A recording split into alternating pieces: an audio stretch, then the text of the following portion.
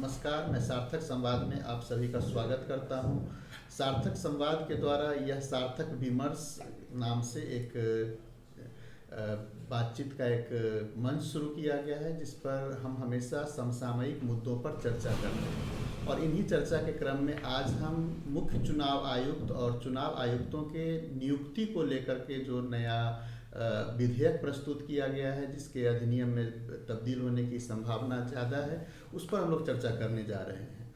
तो मैं थोड़ा सा एक इंट्रोडक्शन दे देता हूं कि अभी तक जो मुख्य चुनाव आयुक्त और अन्य चुनाव आयुक्तों की नियुक्ति होती थी, वो प्रधानमंत्री के रिकमेंडेशन पर राष्ट्रपति के द्वारा उनकी नियुक्ति की जाती थी। यद्यपि संवैधानिक प्रावधान के अंतर्गत आर्टिकल 324 में यह व्यवस्था की गई थी कि इस प्रकार की कोई भी नियुक्ति के लिए संसद जो है एक कानून बनाएगी और उस कानून के अनुसार ये काम होगा। यद्यपि अभी तक ऐसा कुछ हुआ नहीं, तो सर्वोच्च न्यायालय ने अनूप वर्णवाल में एक डायरेक्शन दिया और उस डायरेक्शन के बाद संसद के द्वारा अभी एक कानून प्रस्तुत किया गया है। तो इसी पर हमारा चर्चा आज सार्थक संवाद के निदेशक कुमार सर्वेश सर से होने जा रहा है। तो हम लोग सर्वेश सर का इस प्रोग्राम में, सार्थक विमर्श में स्वागत करते हैं। सर, आपका इस प्रोग्राम में स्वागत है। बहुत बहुत धन्यवाद। सर, अभी जो मूल चर्चा का जो विषय है वो विधेयक है जो अनूप वर्णवाल वाद में जो सर्वोच्च न्यायालय ने निर्णय दिया था, उसको लेकर के और उसके बाद जो अभी विधेयक प्रस्तुत किया गया है।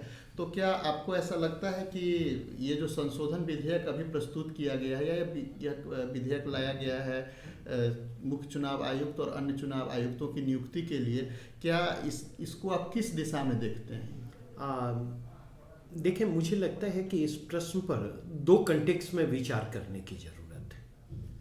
पहला कंटेक्स्ट होना चाहिए कि अब तक चुनाव आयुक्तों की जो नियुक्ति प्रक्रिया रही है, उस नियुक्ति प्रक्रिया में यह कहां तक बदलाव करता है।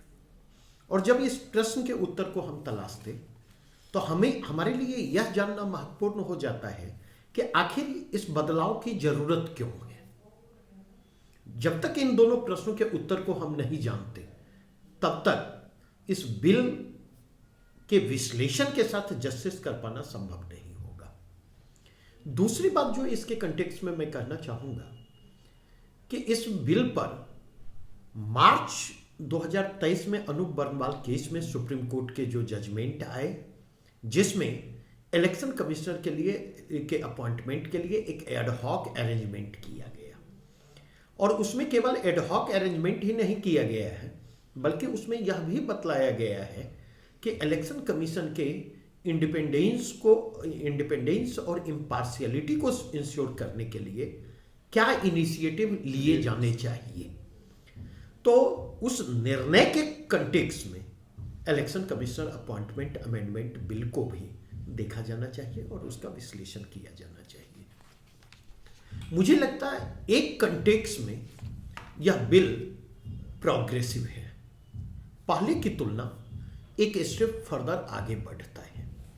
और वह कंटेक्स्ट यह है कि अब तक चुनाव आयुक्तों की जो नियुक्ति होती थी वो मोटा मोटी जो है राष्ट्रपति के द्वारा होती थी, और ऑब्वियसली राष्ट्रपति के द्वारा अगर होती थी तो वो प्राइम मिनिस्टर और काउंसिल ऑफ मिनिस्टर की सलाह पर, और उसमें अगर देखा जाए तो प्राइम मिनिस्टर का से जो होता था वो अहम होता था। लेकिन यह बिल नियुक्ति प्रक्रिया को जो है इंक्लूसिव बनाने की कोशिश करता है, नियुक्ति प्रक्रिया को यह डेमोक्रेटाइज करने की कोशिश करता है, क्योंकि अब यह अपॉइंटमेंट जो होगा वह प्रक्रिया शुरू होगी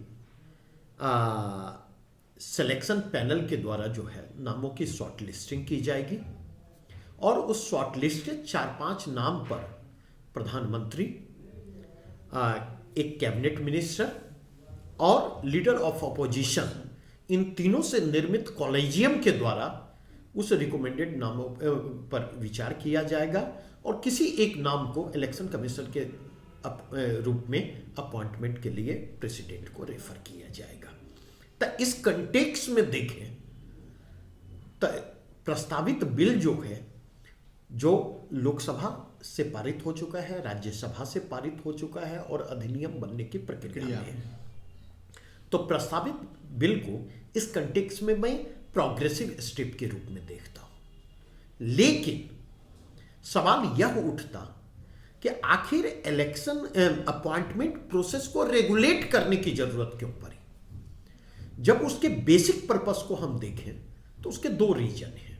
पहला रीजन है कि अब तक अपॉइंटमेंट प्रोसेस में एग्जीक्यूटिव का से लास्ट होता था और वह अपॉइंटमेंट पूरी तरह से एग्जीक्यूटिव के डिसीजन पर बेस्ड होता था, नंबर 1। नंबर 2, इसलिए इलेक्शन कमिश्नर का अपॉइंटमेंट प्रोसेस जो है वह पॉलिटिकल फॉर्म लेता था और ये चीजें कहीं ना कहीं इलेक्शन कमिश्नर के इंडिपेंडेंस और इम्पार्शियलिटी को एडवर्सली प्रभावित करते थे। नवीन चावला विवाद प्रकरण में जाकर के देखें, अशोक लवासा प्रकरण में देखें, एन गोपाल स्वामी वाले मसले में देखें, तमाम संदर्भों में समय समय पर आप देखेंगे इस तरह के विवाद उठते रहे हैं और इलेक्शन कमिश्नर के बिहेवियर पॉलिटिकली बायस्ड प्रतीत होते रहते हैं। और इसकी एक लंबी फहरिस्त है जिसके डिटेल में जाने की जरूरत नहीं है, क्योंकि सरकारें किसी की भी रही हो, इलेक्शन कमिश्नर के पॉलिटिसाइजेशन की समस्या उभर कर ऐसी ही एक पहल जब सर्वोच्च न्यायालय के द्वारा अनूप वर्णवाल में की गई, यद्यपि वो एडहॉक व्यवस्था थी, सर्वोच्च न्यायालय ने कहा था कि पार्लियामेंट जब कानून बना लेगी तब इस व्यवस्था को बदला जा सकता है। तो उसने जो सजेशन दिया था, उसने जो गाइडलाइंस दिए थे उस एडहॉक व्यवस्था के लिए, वो गाइडलाइंस हमारे पास अवेलेबल था। और दूसरा जो बिल आया है, तो इसमें आपको ऐसा नहीं लगता है कि अनूप वर्णवाल में जो गाइडलाइंस सर्वोच्च न्यायालय ने दिया उसको यहाँ पर सीधे पलट देने की कोशिश की गई है? मीन्स की इम्पार्शियलिटी को सुनिश्चित करने के लिए जो सर्वोच्च न्यायालय का एक गाइडलाइंस था उसको बदलने की कोशिश सरकार के द्वारा इस प्रस्तावित अधिनियम के द्वारा की गई है। बेसिकली अगर देखा जाए तो मुझे नहीं लगता कि प्रस्तावित बिल के जरिए जो है सर्वोच्च न्यायालय के निर्णय को पलटा गया है। टेक्निकली ऐसा कहना सही नहीं होगा, इसलिए क्योंकि सर्वोच्च न्यायालय ने एडहॉक अरेंजमेंट दिया था, नंबर 1। नंबर 2, सर्वोच्च न्यायालय ने मार्च 2023 में जो जजमेंट दिया था, जिस कॉलेजियम की प्रस्तावना की थी, उस कॉलेजियम में चीफ जस्टिस ऑफ इंडिया ने स्वयं को भी इंक्लूड किया था। और इसके कारण सर्वोच्च न्यायालय की 2 आधारों पर निर्णय की आलोचना हुई थी। एक, कन्फ्लिक्ट ऑफ इंटरेस्ट के कंटेक्स्ट में, और दूसरा, इस बात के लिए भी सर्वोच्च न्यायालय की आलोचना हुई थी कि यह कहीं न कहीं जुडिशियल इंक्रोचमेंट है, जुडिशियल ओवररीच है, न्यायपालिका अपने दायरे से बाहर निकल रही है। लेकिन अगर देखा जाए तो सुप्रीम कोर्ट ने जो वो अरेंजमेंट किया था उसमें रेफर उसने किया है कि करेंटली सीवीसी के अपॉइंटमेंट का जो प्रोसेस है, सीबीआई के डायरेक्टर के अपॉइंटमेंट का जो प्रोसेस है, उस प्रेसिडेंस को फॉलो करते हुए सुप्रीम कोर्ट ने वो जजमेंट दिया था और वह एडहॉक अरेंजमेंट के बतौर था। तो इसलिए टेक्निकली यह पलटना नहीं है। अब सवाल यह उठता कि सुप्रीम कोर्ट ने जिस कॉलेजियम की प्रस्तावना की उसके प्रेसिडेंस हैं और सुप्रीम कोर्ट द्वारा प्रस्तावित कॉलेजियम का स्वरूप कुछ हद तक एपॉलिटिकल है और वह इलेक्शन कमिश्नर के अपॉइंटमेंट प्रोसेस को एपॉलिटिकल बनाता है। लेकिन वर्तमान सरकार ने जो प्रोविजन किया है प्रस्तावित बिल के जरिए, यह इलेक्शन कमिश्नर के अपॉइंटमेंट प्रोसेस को पूरी तरह से पॉलिटिसाइज करता है। एक ऐसे समय में जब इंस्टीट्यूशनल क्राइसिस को डिपेन होते देखा जा सकता और गहराते संस्थागत संकट का एक महत्वपूर्ण आयाम चुनाव आयोग की स्वतंत्रता और निष्पक्षता से जाकर जुड़ता है और लगातार चुनाव आयोग की स्वतंत्रता और निष्पक्षता को लेकर लगातार प्रश्न उठते रहे, चाहे ईवीएम विवाद हो या मॉडल कोड ऑफ कंडक्ट के इंप्लीमेंटेशन के संदर्भ में डबल स्टैंडर्ड की बात, डबल पैरामीटर्स की बात। अब 2 चीजें देखी जाए। पहली चीज कि प्रस्तावित कॉलेजियम में की संरचना अगर देखी जाए तो आप यह पाएंगे कि प्रस्तावित कॉलेजियम में प्रधानमंत्री हैं, उनके द्वारा अपॉइंटेड कैबिनेट मिनिस्टर हैं और तीसरा लीडर ऑफ अपोजिशन है। और मैं यहां पर हवाला देना चाहूंगा सीबीसी पीसी थॉमस केस 2011।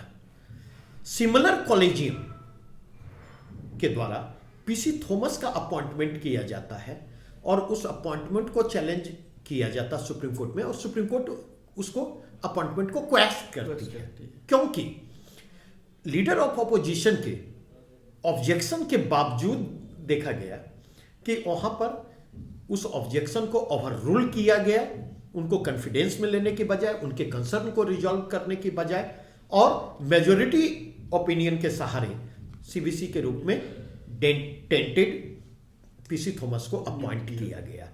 तो इस तरह के अपॉइंटमेंट की संभावना तो प्रस्तावित बिल में कॉलेजियम की जो संरचना है उसमें भी है। विपक्ष को इग्नोर करते हुए मेजॉरिटी के सहारे प्राइम मिनिस्टर जो है या रूलिंग पार्टी जो है वो मतलब ऐसे इलेक्शन कमिश्नर को अपॉइंट कर सकती है जो इलेक्शन कमिश्नर जो है उनके प्रति फेवरेबल है, जिनके साथ उनका कंफर्ट फील हो। जैसे और सर यहां पर एक और चीज मैं ऐड करना चाहूंगा, समस्या केवल यही नहीं है, समस्या जो है उस सेलेक्ट कमिटी में भी है जो नाम को शॉर्टलिस्ट करेगी। अगर बिल जब पहली बार प्रपोज किया गया था तो उसमें देखेंगे उस सेलेक्ट पैनल में की अध्यक्षता कैबिनेट सेक्रेटरी के द्वारा की जाती और उस सेलेक्ट पैनल में 2 अदर एक्सपर्ट होते। जो बिल पारित किया गया है उसमें अगर देखा जाए तो कैबिनेट सचिव की जगह अब लॉ मिनिस्टर उस सेलेक्ट पैनल की अध्यक्षता करेंगे। इसका मतलब यह हुआ कि कहीं न कहीं जो है सरकार नामों की जो शॉर्ट लिस्टिंग की जा रही है उस पूरे के पूरे प्रोसेस को भी पॉलिटिसाइज कर रही है। और मैं विथ कन्विक्शन इसलिए यह बात कर सकता क्योंकि जब सेलेक्ट पैनल को कैबिनेट सेक्रेटरी के द्वारा अपॉइंट किया मतलब हेड किया जाना था, उस समय भी प्रपोज बिल में एक प्रोविजन यह था कि प्रधानमंत्री की अध्यक्षता वाला पैनल शॉर्टलिस्टेड नाम से इतर नाम पर भी विचार किया जा सकता है, कर सकती है और उसको इलेक्शन कमिश्नर के रूप में अपॉइंट कर सकती है।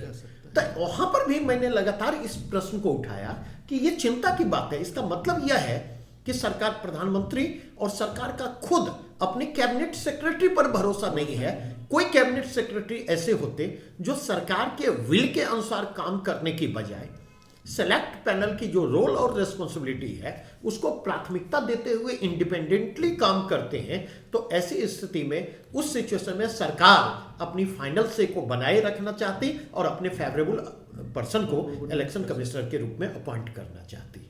मूल बात जो थी वो थी आयोग की निष्पक्षता। हाँ, अगर अनूप वर्णवालवाद के निर्णय को देखें तो वहाँ भी सर्वोच्च न्यायालय चाह रही थी कि जो ये आयोग है निष्पक्ष बना रहे जी। सीईसी जो है वो निष्पक्ष व्यक्ति हो, इलेक्शन कमिश्नर जो वो निष्पक्ष व्यक्ति हो। तो क्या अब ऐसा लग रहा है कि जो सरकार के द्वारा जो प्रयास किया जा रहा है क्या वो कि इसकी निष्पक्षता पर जो पूरा आयोग का जो खाका निर्मित होगा इस अधिनियम के पारित होने के बाद उसकी निष्पक्षता सुनिश्चित रह पाएगी? पहली नहीं। और एक चीज़ और इसी के साथ है कि क्या इसको सीक्वेंस में नहीं देखा जाए कि जितने भी सरकारी संस्थाएं हैं जहां पर इम्पार्शलिटी की गुंजाइश बनी रहनी चाहिए लोकतंत्र के सफल संचालन के लिए, क्योंकि लोकतंत्र के लिए इन संस्थाओं का होना बहुत जरूरी है। यही संस्थाएं जो लोकतंत्र को फलीभूत करती हैं। तो ऐसा नहीं लगता कि सीक्वेंस में इन संस्थाओं का जो लोकतांत्रिकरण होना चाहिए था वो अलोकतांत्रिकरण की तरफ ये बढ़ रहा है? देखिए, 2 चीजें मैं कहना चाहूंगा। सुप्रीम कोर्ट ने कई अवसरों पर कहा है कि फ्री एंड फेयर इलेक्शन जो है वह बेसिक स्ट्रक्चर का हिस्सा है और ऐसा कोई भी निर्णय जो कि फ्री एंड फेयर इलेक्शन को एडवर्सली प्रभावित करता, चुनाव आयोग की स्वतंत्रता और निष्पक्षता को प्रभावित करता है, वो बेसिक स्ट्रक्चर को वायलेट करेगा। नंबर 1। नंबर 2, दूसरा कंटेक्स्ट जो उभर करके आता, मैंने पहले कहा और मैं फिर इस बात को दोहराऊंगा, यह समस्या का समाधान नहीं है बल्कि यह समस्या को और ज्यादा डिपेंड करेगा, इलेक्शन कमिश्नर के अपॉइंटमेंट प्रोसेस को और ज्यादा पॉलिटिसाइज करेगा। और ऐसी स्थिति में न केवल इलेक्शन कमीशन की का जो इंडिपेंडेंस है, उसकी इम्पार्शियलिटी है, वह खतरे में पड़ेगी, बल्कि उसके साथ साथ अगर देखा जाए तो पूरा का पूरा हमारा डेमोक्रेटिक सेटअप जो है, उस डेमोक्रेटिक सेटअप पर क्वेश्चन मार्क लगेगा। डेमोक्रेटिक सेटअप जो है वह वीकेंड होगा। तीसरी बात जो मैं कहना चाहता हूं कि ये एक अपॉर्चुनिटी थी, जिस अपॉर्चुनिटी का इस्तेमाल, क्योंकि जब हम इलेक्शन कमिश्नर के इलेक्शन कमीशन के इंडिपेंडेंस और इम्पार्शियलिटी को इंश्योर करने के लिए इंस्टीट्यूशनल इनिशिएटिव ले रहे हैं, तो ऐसी स्थिति में अगर जाकर के देखा जाए तो ये एक अपॉर्चुनिटी थी कि इसके मद्देनजर जो कमियां अब तक उभर करके आई हैं एग्जिस्टिंग मैकेनिज्म में, उन कमियों को रिजॉल्व करने की दिशा में भी पहल की जाए। जैसे 3-4 चीजें मैं चर्चा करना चाहूंगा जो अनूप बर्नवाल केस में है। पहली चीज, अनूप बर्नवाल केस में कहा गया कि इलेक्शन कमीशन के इंडिपेंडेंस और इम्पार्शियलिटी को इंश्योर करने के लिए आवश्यकता इस बात की है कि chief election other election commissioner के रिमूवल प्रोसेस को भी चीफ इलेक्शन कमिश्नर के रिमूवल प्रोसेस के इक्विवेलेंट ले जाया जाए। इस दिशा में इस बिल में कोई पहल नहीं दिखाई पड़ती। नंबर 2, दूसरी बात यहां पर कही गई थी, उस जजमेंट को अगर आप पढ़ेंगे तो मार्च 2023 के जजमेंट में यह कहा गया था, सुप्रीम कोर्ट ने अपनी सीमा को स्वीकार किया और उसने इस बात को स्वीकार किया कि उसके पास लेजिस्लेटिव अथॉरिटी नहीं है, लेकिन उसने सरकार को यह सजेस्ट किया कि वह इलेक्शन कमीशन से जुड़े हुए जो एक्सपेंडिचर है उस एक्सपेंडिचर को कंसोलिडेटेड फंड ऑफ इंडिया पर भारित घोषित करें। तीसरी चीज जो मैं कहना चाहूंगा, इलेक्शन कमीशन के कंटेक्स्ट में इंडिपेंडेंट सेक्रेटारिएट की व्यवस्था की भी बात की गई और याचिकाकर्ताओं ने इसकी भी बात की थी और सुप्रीम कोर्ट ने यह अपेक्षा जाहिर की थी कि इस दिशा में पहल की जाएगी। चौथा कंटेक्स्ट में चर्चा करना चाहूंगा, बिल के जो प्रपोज बिल था उसमें इनिशियल प्रोविजन की ओर मैं इशारा करना चाहूंगा। इनिशियल प्रोविजन यह था कि इलेक्शन कमिश्नर अभी तक जो है, इनका जो चीफ इलेक्शन कमिश्नर होते थे उनका स्टेटस इक्विवेलेंट टू जजेज ऑफ सुप्रीम कोर्ट था और अगर आप देखा जाए तो हायरार्की में इनका पोजीशन उनके पैरेलल था और 9A पर इन्हें प्लेस दिया गया था। लेकिन प्रपोज्ड बिल जो इंट्रोड्यूस किया गया था, मूल ओरिजिनल ड्राफ्ट, उसमें यह सजेस्ट किया गया कि ये जो है कैबिनेट सचिव के समकक्ष होंगे। ठीक है, तो ये कैबिनेट सचिव के समकक्ष होंगे। इसका मतलब ये है कि उनकी हायरार्की में उनकी रैंकिंग 9A से वो 11th पोजीशन पर पहुंच जाएंगे। यह एक प्रकार से इलेक्शन कमिश्नर का डिमोशन है और यह इलेक्शन कमीशन के लिए ये चीजें सही नहीं मानी जा सकती थी। काफी विरोध के बाद इस प्रोविजन को ड्रॉप किया गया और सुप्रीम कोर्ट के जजेज के इक्विवेलेंट उनके पोजीशन को बने रहने दिया गया। लेकिन बड़ी चालाकी से प्रपोज्ड बिल में एक और अमेंडमेंट किए गए और वह अमेंडमेंट यह है कि जो इलेक्शन कमिश्नर हैं या चीफ इलेक्शन कमिश्नर हैं, अपने टेन्योर के दौरान किसी भी प्रकार का अगर कोई निर्णय लेते तो उनके उस निर्णय के आलोक में उनके अगेंस्ट ड्यूरिंग हिज टेन्योर और आफ्टर हिज टेन्योर न्यायपालिका कोई भी कार्यवाही नहीं कर सकती। न्यायपालिका उनके कृत्य पर विचार नहीं कर सकती है और मुझे यह लगता है कि इसके पीछे इलेक्शन कमीशन के पॉलिटिकल कंडक्ट जो है उनको कवर अप करने की चाह मौजूद है और यह ना इलेक्शन कमीशन की क्रेडिबिलिटी के पॉइंट ऑफ व्यू से सही है, ना इलेक्शन कमीशन के इंडिपेंडेंस और इम्पार्शियलिटी के पॉइंट ऑफ व्यू से सही है और ना ही यह डेमोक्रेसी के फ्यूचर के पॉइंट ऑफ व्यू से सही है।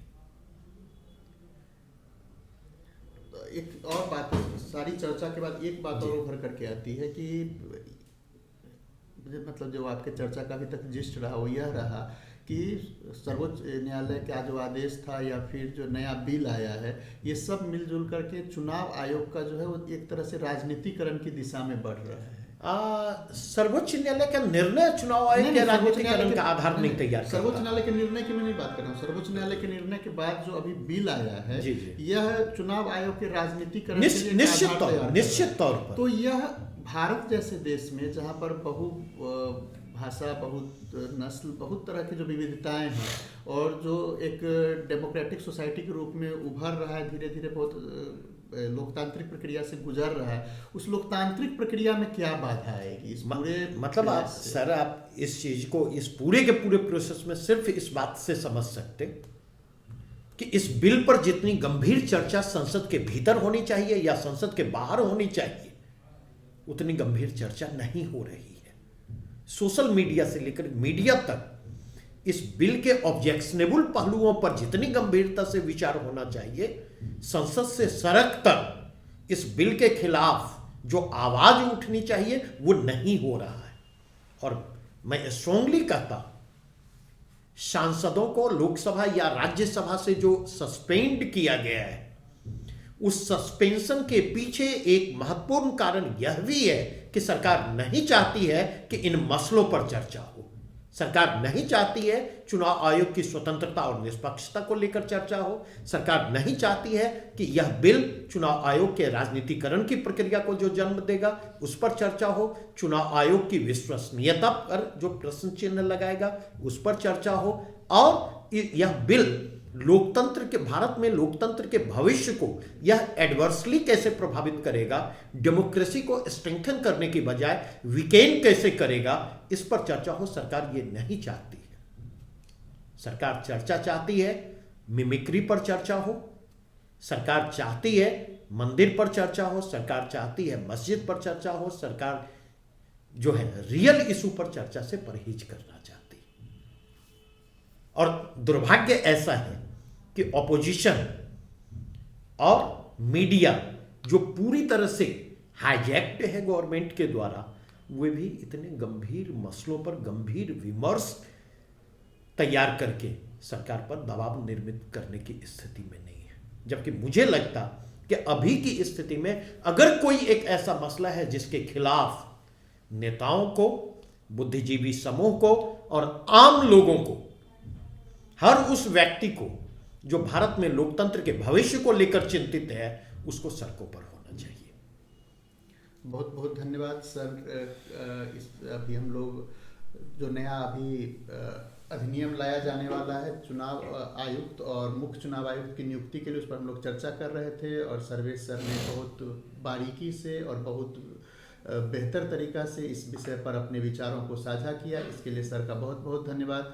आप लोग जो भी सार्थक विमर्श के दर्शक हैं उन सभी को धन्यवाद। आप लोग इतना वक्त हमारे साथ गुजारे और आप लोगों से एक गुजारिश होगी कि हम इस तरह के वीडियो लगातार बनाते रहते हैं, तो आप हमारे चैनल को सब्सक्राइब करें और बेल आइकन को ज़रूर दबाएं, ताकि कोई भी इस तरह का अगर हम वीडियो बनाते हैं तो आप तक बहुत त्वरित, बहुत तेज़ी से वो आप तक पहुंच जाए।